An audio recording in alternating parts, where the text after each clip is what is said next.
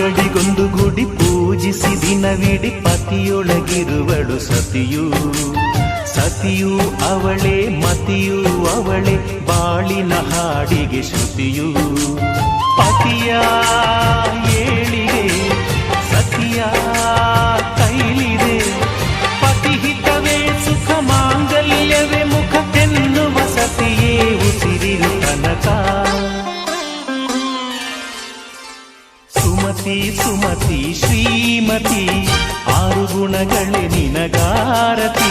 ಮನಕ್ಕೆ ಒಡತಿ ಮನೆಗೆ ಗರತಿ.